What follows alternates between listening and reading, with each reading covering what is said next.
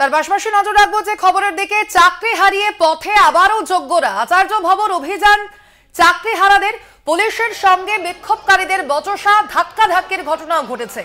OMR শিটের প্রতিলিপি নিয়ে বিক্ষোভ দেখান চাকরি হারারা, সেই ছবি আপনারা দেখতে পাচ্ছেন কলকাতা টিভির পর্দায়।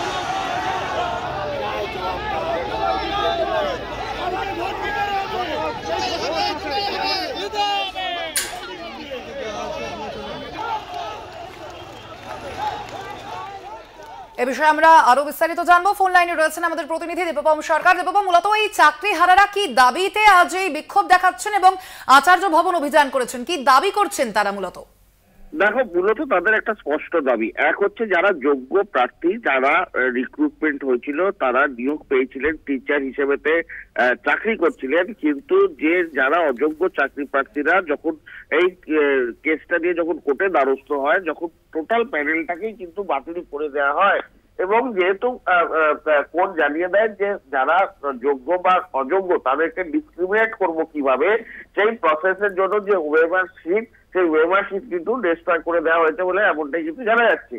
কিন্তু এখন যারা যোগ্য চাকরি প্রার্থী, তারা পরীক্ষা দিয়ে পাশ করে তারা যোগ্যতার বলে তারা চাকরি পেয়েছিলেন, তারা এখন তাদের ভবিষ্যৎ অনিশ্চয়তা পড়ে গেল।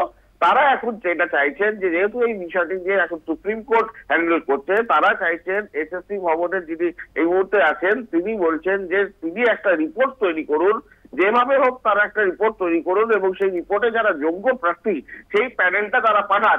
এবং কারণ সুপ্রিম কোর্ট তুমি জানো একটা রায় দিয়েছেন যে সেখান থেকে তারা জানতে চেয়েছিলেন স্কুল সার্ভিস কমিশনের কাছে যে whether it is possible or not to segregate the credential, যারা অর্থাৎ যোগ্য এবং অযোগ্যদের কিভাবে বাছাই করবে। তাহলে এই যারা অযোগ্য চাকরি প্রার্থীরা যে প্যানেলে এটা নথিভুক্ত হয়েছে তাদের কিন্তু সম্পূর্ণভাবে বাতিল করতে হবে প্যানেলটা, যার ভেতরে কয়েকজন যোগ্য প্রার্থীরাও কিন্তু আছে।